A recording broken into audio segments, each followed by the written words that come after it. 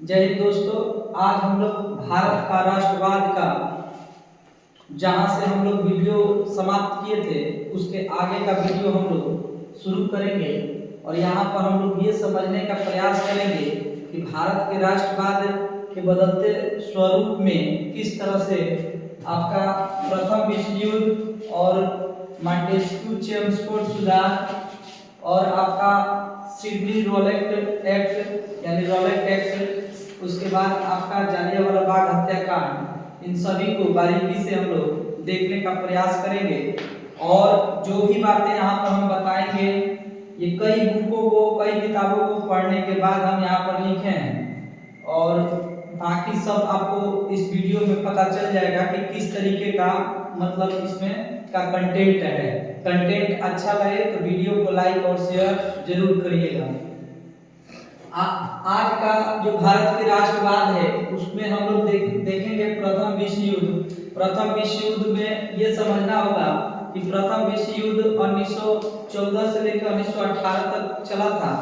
प्रथम विश्व युद्ध दो गुटों में बट गया था। प्रथम विश्व युद्ध आप देखिएगा, एक गुट था तुर्की जर्मनी का, ठीक है, दूसरा गुट था आपका ब्रिटेन फ्रांस अमेरिका वाला।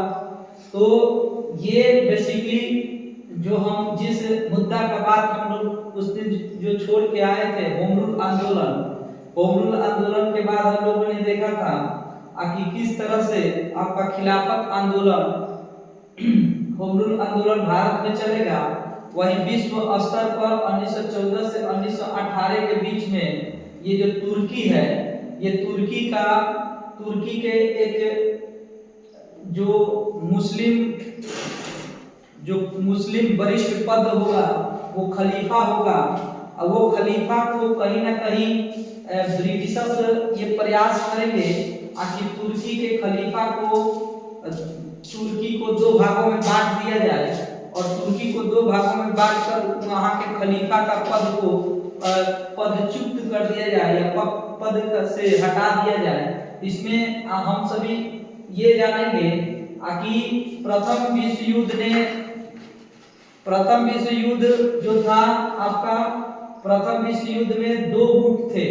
एक आपका ब्रिटेन फ्रांस और अमेरिका का, दूसरा गुट था तुर्की और जर्मनी का। अब यहाँ पर ये देखिएगा कि ये जो पहले तो होम रूल भी यहाँ पर भारत में चलेगा, होम रूल, खिलाफत आंदोलन चलेगा आपका विश्व लेवल पे। इस बात को समझिएगा कि खिलाफत आंदोलन होगा विश्व स्तर पे। विश्व स्तर के पूरे मुसलमान जो है खलीफा को अपना गुरु मानेंगे, खलीफा का पद को वो लोग आदर्श के भाव से देखेंगे। कहीं ना कहीं उन लोगों के मन में ये था कि हमारे मुसलमान भाइयों के साथ जो है अन्याय हो रहा है। ये जब ब्रिटिशर्स जीत जाएंगे तो ये लोग शुरू में तो ये बोलेगा कि हम लोग तुर्की का डिवाइड नहीं करेंगे, तुर्की का हम डिवाइड नहीं करेंगे, ये ब्रिटेन के लोग बोलेंगे, लेकिन जीतने के बाद ही तुर्की का डिवाइड कर देंगे। तो इसमें हम लोग बात करेंगे अच्छे ढंग से कि खिलाफत आंदोलन कब आया। होम रूल आंदोलन भारत में जिस समय चल रहा था, होम रूल आंदोलन में हम देख लिए हैं कि दो नेता सक्रिय नेता रहेंगे, एक तिलक रहेंगे, एक एनी बेसेंट रहेंगे। तिलक जो है आपके महाराष्ट्र यानी बंबई वाले प्रांत में तिलक सक्रिय रूप से होम रूल आंदोलन का नेतृत्व करेंगे और बाकी पूरे क्षेत्र में आप देखिएगा तो एनी बेसेंट का प्रभाव रहेगा। ये जो आपका प्रथम विश्व युद्ध में जो तुर्की के साथ एक संधि हुआ था, जिस संधि का नाम था सेव्रेस की संधि, इसको ध्यान दीजिएगा। सेव्रेस की संधि 1920 में होता है और जिसमें तुर्की का विभाजन करने का निर्णय लिया गया था। इस संधि के माध्यम से अंग्रेज क्या बोले थे, ये पहले क्या बोले कि अगर युद्ध से पहले बोल रहे थे पूरे विश्व के मुसलमान, जहां पर ये लोग का औपनिवेशिक अपन सत्ता था, जहां पर ये लोग अंग्रेज औपनिवेशिक साम्राज्य स्थापित किए थे, जिन जिन देशों में मुस्लिम संप्रदाय के लोग थे उन सभी को ये लोग समझाते बुझाते कि तुर्की का हम बंटवारा नहीं करेंगे, तुर्की को हम बांटेंगे नहीं। लेकिन जैसे ही जर्मनी का हार होता है, जर्मनी का हार होने का मतलब हो गया तुर्की का हार और जीतने का मतलब हो गया फ्रांस, अमेरिका और ब्रिटेन का जीत होता है प्रथम विश्व युद्ध में। तो यहाँ पर एक संधि कर ली जाती है जिसको सेब्रेस की संधि कहते हैं। इस संधि के माध्यम से तुर्की का विभाजन कर दिया जाता है, तुर्की को बांट दिया जाता है। और इसमें आप देखिएगा कि इस आंदोलन में दो तीन तरह के बात चलेंगे। एक विश्व स्तर पर, यहाँ पर विश्व स्तर पर जो खलीफा होंगे, मतलब तुर्की का जो खलीफा होंगे, उनको लोग आदर्श के रूप में देखेगा। लेकिन ये जो खलीफा वाला पद वो भी ज्यादा दूर तक नहीं जाएगा। आप देखिएगा कि इनका 1924 में 1922 में अंतिम खलीफा ही बन के आएंगे अब्दुल मेजीन। अब्दुल मेजीन जो होंगे तुर्की का अंतिम खलीफा बनेंगे और 1924 तक तुर्की में भी खलीफा का पद चलेगा। 1924 तक तुर्की में खलीफा का पद चलेगा। इसका उत्पत्ति अगर पूछा जाए कि खलीफा का उत्पत्ति कब हुआ था, मतलब खिलाफत आंदोलन में खलीफा का उत्पत्ति कैसे हुआ था, ये एक शरिया के अनुसार, मतलब एक मुसलमानों में एक शरिया होता है जिसके अनुसार पूरे विश्व के मुसलमानों का एक गुरु या एक आका, इस तरह से नहीं बोला जाता है कि हमारे हिंदू धर्म में बोला जाता है कि गुरु है, ये तो उसी तरीके से उन लोगों का वो आका हुआ करते थे मुसलमानों का, मतलब एक गुरु जैसा पद था। किसके अनुसार, तो शरिया के अनुसार पूरे विश्व के मुसलमानों का राजनीतिक और धार्मिक गुरु माने जाते थे, ठीक है, खलीफा। लेकिन 1924 में इनका जो पद है, इनको पद से हटा दिया जाएगा। क्यों हटाया जाएगा इसको समझिएगा।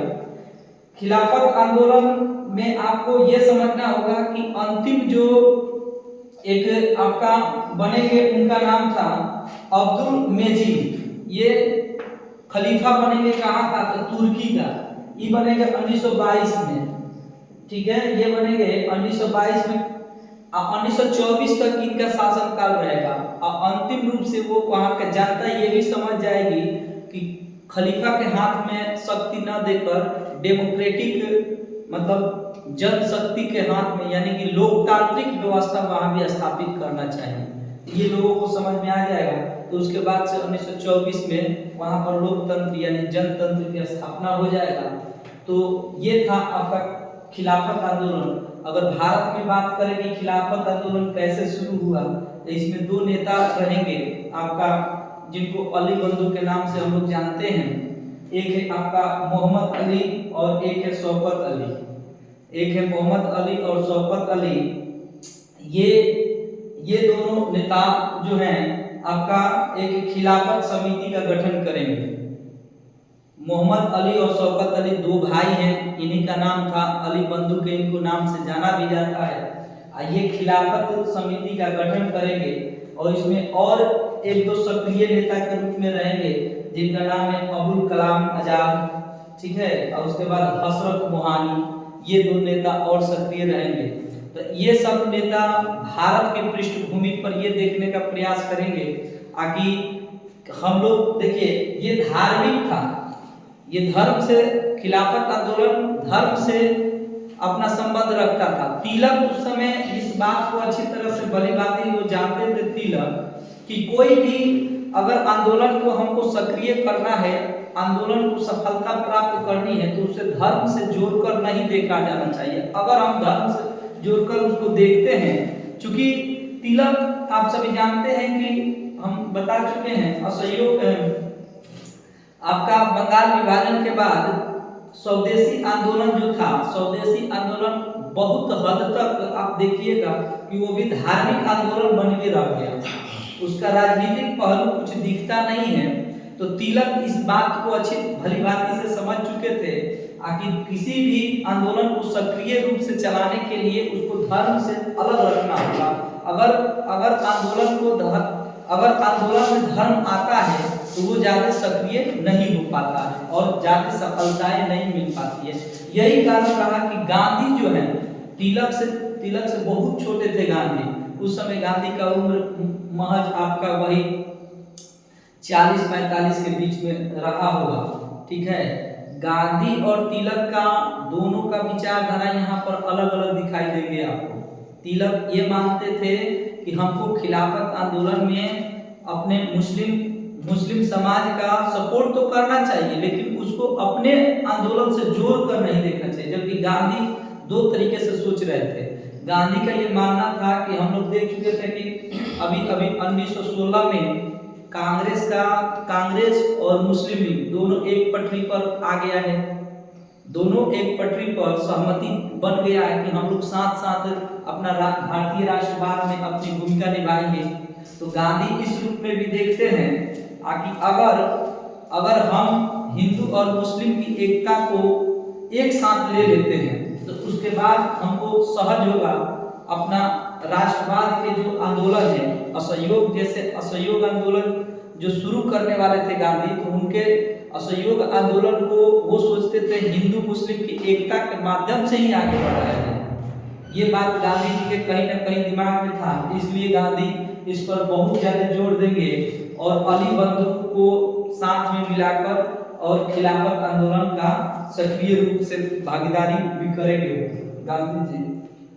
तो यहाँ पर हम लोग ये समझेंगे, अभी तक हम लोग को एग्जाम के पॉइंट ऑफ व्यू से क्या क्या बातें ध्यान रखना है। तो पहला बात रखना है कि खिलाफत का मुद्दा क्यों उठा था तुर्की में, तो सेवरिज की संधि के परिणाम स्वरूप उठा था। सेवरिज के संधि क्या था, तो तुर्की को बांटने का काम कर रहा था। ठीक है, इतना बात हम लोग समझ गए। उसके बाद चल रहा है, उसके बाद जो है अब देखिएगा कि 1919 में मॉन्टेस्क्यू चेम्सफोर्ड सुधार आता है। ये स्थानीय मुद्दे को लेकर आएगा, लेकिन उतना सक्रिय अपनी भूमिका नहीं निभा पाएगा। खिलाफत आंदोलन का बात करें तो खिलाफत आंदोलन 1924 तक चलता है। खिलाफत आंदोलन शुरू होगा 1919 में, ठीक है, लेकिन ये चल अपना ये 1924 तक जाकर समाप्त होगा। कैसे समाप्त होगा, जब खलीफा का पद समाप्त हो जाएगा तो खिलाफत आंदोलन भी पूरे विश्व में खिलाफत आंदोलन समाप्त हो जाएगा। इसका ज्यादा महत्व नहीं दिखेगा और ज्यादा प्रभाव भी अंग्रेजों पर नहीं पड़ेगा। ठीक है, अब इसमें आगे अगर बढ़ते हैं, ये जो आप देखिएगा खिलाफत आंदोलन, ये प्रथम विश्व युद्ध के पहले चरण में होने वाला आंदोलन होगा। उसके बाद सिडनी रॉलेट की अध्यक्षता में एक एक्ट आएगा, एक रॉलेट एक्ट आएगा 1919 का रॉलेट एक्ट। ये रॉलेट एक्ट को अराजक और क्रांतिकारी अपराध अधिनियम, अराजक और क्रांतिकारी अपराध अधिनियम नामक कानून भी बोला जाता है। इस अधिनियम को रॉलेट ना अपील ना वकील ना दलील भी कहा जाता है। आप सभी को मालूम है, संदेह के आधार पर किसी भी व्यक्ति पर अगर संदेह उत्पन्न हो जाता है तो सिर्फ संदेह के आधार पर 2 साल तक उनको कैद करके रखा जा सकता था। ये क्या था, तो ये बोलते थे कि हम लोग क्रांतिकारियों को दबाने के लिए लाए हैं, लेकिन ऐसा बात नहीं था। इन लोगों का मेन मोटिव था कि भारत के राष्ट्रवाद आंदोलन को दबा दिया जाए। बेसिकली इन लोग का ये था, ये बोले कि हम लोग को प्रशासन चलाने में गतिरोध जो उत्पन्न हो रहा है उनके खिलाफ लाए हैं, लेकिन ऐसा बात कुछ नहीं था। उन लोग आतंकवादी शब्द का जिक्र किया है कि आतंकवादियों के खिलाफ लाए हैं, लेकिन यहाँ पर बेसिकली क्या था कि भारत के राष्ट्रवादी जो आंदोलन थे उसको दबाने के लिए सिडनी रॉलेट की अध्यक्षता में रॉलेट एक्ट आता है 1919 में। ठीक है, इतना बात आप सभी समझ गए।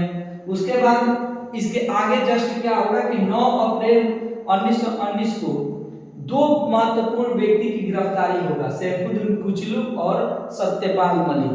इन दोनों को गिरफ्तार कर लिया जाएगा आपका 9 अप्रैल को, सैफुद्दीन कुचलू और सत्यपाल मलिक को। और ये आपका इनके गिरफ्तारी के बाद वहां के स्थानीय लोकल जो नेता हैं वो लोग शांतिपूर्ण तरीके से 13 अप्रैल 1919 को अमृतसर के जालियांवाला बाग में आपका शांतिपूर्ण ढंग से इकट्ठा होकर और विरोध करेंगे। तो उस समय जो जनरल डायर था वो गोली चलाएगा। ठीक है, जनरल डायर आएगा और जब जनरल डायर बिना कुछ किसी को संकेत किए लगातार फायरिंग करवा देगा, जिसमें सरकारी आंकड़ों के अनुसार कहीं कहीं देता है कि 380 लोग मारे गए, कहीं कहीं कहता है कि 379 लोग मारे गए। अनऑफिशियली देखा जाए तो उस समय मतलब जो ब्रिटिश सरकार का जो डाटा नहीं कहता है, जो भारतीय लोग देखा है, वो माना जाता है कि 1000 से ऊपर लोगों की मृत्यु हुई थी। ठीक है, तो इसमें जालियांवाला बाग हत्याकांड बहुत बड़ा नरसंहार हुआ, जिसमें अनेकों युवा, अनेकों वृद्ध और अनेकों महिलाओं ने अपना प्राण त्याग दिए, निहत्थे लोगों पर गोली चलाया था। इसमें ये बात ध्यान रखिएगा कि जालियांवाला बाग हत्याकांड के बाद रविन्द्रनाथ टैगोर जो होंगे वो अपना नाइटहुड की उपाधि लौटा देंगे। नाइटहुड क्या है इसको थोड़ा समझ लीजिए। नाइटहुड बेसिकली जो लोग आपका साहित्य, लिटरेचर या कला, संस्कृति इस सब में बेहतर अपना प्रदर्शन रखते थे उस समय, उन लोगों को नाइटहुड की उपाधि दिया जाता था अंग्रेजों के द्वारा। तो नाइटहुड की उपाधि जो है रविन्द्रनाथ टैगोर लौटा देंगे, वहीं केसर हिंद की उपाधि गांधी जी लौटा देंगे। यहाँ पर देखिएगा कोई कभी कभी दो तरीके का बात दिखाता है कि गांधी जी जब प्रथम विश्व युद्ध में जब किसानों को बोले थे कि आप लोग पार्टिसिपेट करिए, ब्रिटिशर्स को आपका मदद करिए, तब उनको बोला जाता है कि उसी समय केसर हिंद की उपाधि दिया गया था। लेकिन कहीं कहीं पे आप लोगों को देखने को ये मिलेगा कि बोअरा युद्ध हुआ था। ठीक है, बोअरा युद्ध बेसिकली हुआ था आपका दक्षिण अफ्रीका में, और बोअरा और कुछ नहीं थे, बोअरा किसान थे एक टाइप का, जो आपके दक्षिण अफ्रीका में ये ब्रिटिशर्स के खिलाफ आंदोलन कर रहे थे। तो उसमें गांधी जी किसानों का साथ न देके ब्रिटिशर्स का साथ दिया था। कारण कि ये बेवजह लोग मतलब अपने मांगों को मनवा रहे थे। गांधी को ये पता चल गया कि कहीं ना कहीं इसमें अंग्रेजी ऑफिसर बहुत सारे घायल हुए थे, जिनको संदेश दिए थे गांधी जी, ये बात बताए थे गांधी कि हम काले गोरे का हम भेद नहीं करते हैं, काले गोरे का भेद तुम ही लोग करते हो। और अंग्रेजी सैनिकों को गांधी जी खुद अपना अस्पताल में ले जाकर ट्रीटमेंट करवाए थे। तो उसी के उपरांत कितना लोग मानता है कि केसर हिंद उसी के उपरांत गांधी जी को मिला था। तो आप लोग को जैसे अपना देखना होगा, अगर प्रश्न उस मुताबिक पूछता है तो उसका उत्तर कर दीजिएगा। ठीक है, अगर ये इस युद्ध की अगर चर्चा करता है तो आप लोग बता सकते हैं। उसके बाद एक दो जगह हम सभी को देखने को ये मिलता है। अब देखिए इसमें जालियांवाला बाग हत्याकांड दो प्रमुख नेता रहेंगे, सैफुद्दीन किचलू और सत्यपाल मलिक की बात ध्यान में रखिएगा। इसमें एक अनऑफिशियली मतलब गैर आधिकारिक जांच समिति का गठन किया जाएगा मदन मोहन मालवीय की अध्यक्षता में। जालियांवाला बाग हत्याकांड जैसे खत्म होगा तो उसके बाद भारतीय राष्ट्रीय कांग्रेस के प्रमुख नेता मिलकर मदन मोहन मालवीय जी की अध्यक्षता में गैर आधिकारिक जांच समिति का गठन करेंगे लोग, और उसमें ये आधिकारिक रूप से ऑफिशियली रूप से नहीं रहेगा, ये गैर आधिकारिक रूप से रहेगा। ठीक है, उसके बाद अंग्रेज क्या करेंगे, इसके जांच पड़ताल करने के लिए हंटर कमेटी बनाएंगे। लेकिन दुख की बात यह है कि ये हंटर कमेटी जो जनरल डायर जो गोली चलवाया था उसको दोष मुक्त ये कमेटी बताएगा। ये पूरा हंटर कमेटी जांच समिति बैठेगा और बाद में ये देखा जाएगा कि इनके अनुसार अंग्रेजों के अनुसार जो है जनरल डायर निहत्थों पे गोली नहीं चलाया था, जनरल डायर जो है दोष मुक्त बताया जाएगा हंटर कमेटी में। तो ये भी ध्यान रखिएगा, पूछ सकता है कि हंटर कमेटी में क्या बोला गया था, तो दोष मुक्त बताया गया था। और आगे अगर हम बढ़ते हैं तो कभी कभी देखिएगा कि दो तरह के बात मिलते हैं। उधम सिंह के बारे में मिलता है कि जो उधम सिंह थे वो जनरल डायर को मार दिए थे, ऐसा बात नहीं था। जनरल डायर को आप खान सर का वीडियो देखिएगा तो वो भी इस बात को बोलते हैं कि जनरल डायर को उधम सिंह 1942 में जाकर 1942 में गए थे और मारे भी थे, लेकिन वो जो जिस डायर को मारे थे उसका जनरल डायर नाम होते जनरल माइकल ओ डायर था। इस बात को आप ध्यान रखिएगा, जनरल डायर को ओ डायर की हत्या करते हैं उधम सिंह 1942 में, ठीक है। और ये जो जनरल डायर की मृत्यु होगा, ये जनरल डायर की मृत्यु 23 जुलाई 1927 को होगा। क्यों होगा? तो मस्तिष्क में रक्त स्राव उसका उत्पन्न हो जाएगा, उसके मस्तिष्क में रक्त स्राव उत्पन्न हो जाएगा, तब उसका मृत्यु 1927 में हो जाएगा। और ये बात कहाँ लिखा है? अगर कोई पूछे आपसे तो आप बोलिएगा यहाँ पर यान डाकन की एक किताब है, ठीक है, यान डाकन की एक किताब है जनरल डायर की जीवनी लिखने वाला, ठीक है। यान डाकन की एक किताब जिसमें जनरल डायर की जीवनी लिखा है, इसी किताब के माध्यम से ये हम बातें बता रहे हैं, ठीक है। जितना आपको रिसोर्स बताना था सब बता दिए हैं। उधम सिंह एक बहुत ही परम योद्धा थे। वो अंग्रेजों से बदला लेने के लिए या जिसको वो मारने गए थे, उनके कहीं ना कहीं देखिए 2-3 चीज यहाँ पर स्पष्ट हो जाता है हम लोग को। एगो ओ डायर था, एगो जनरल माइकल ओ डायर था, ठीक है, एगो डायर था, जनरल डायर था। तो जनरल ओ डायर वहां पर 2 तरीके का यहाँ पर देखिएगा, एगो जनरल डायर था, एगो जनरल ओ डायर था। तो उधम सिंह जिसको मारेंगे जनरल ओ डायर होगा, ठीक है।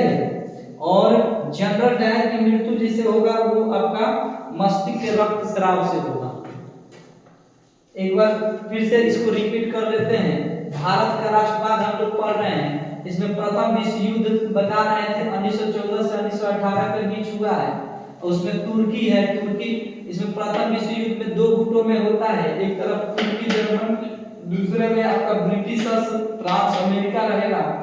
और ये जो है आपका आप देखिएगा ताकि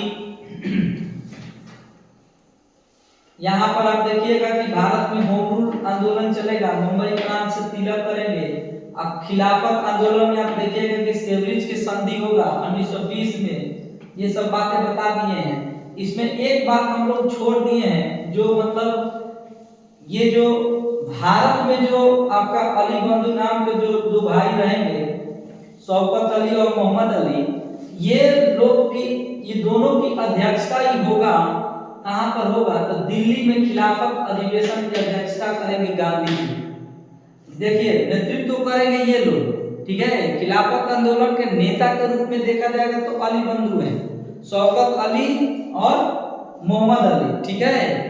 लेकिन अगर पूछेगा कि कभी-कभी ये पूछता है, कितना लोग तो ऐसे भी बोल देते हैं कि गांधी जी ही उसका नेतृत्व नहीं किए थे, वो दिल्ली में खिलाफत अधिवेशन की अध्यक्षता करेंगे गांधी जी। इतना बात ध्यान में रखिएगा। इसी के साथ हम अपने इस आज का सेशन यहीं पे समाप्त करते हैं। जय हिंद, जय भारत।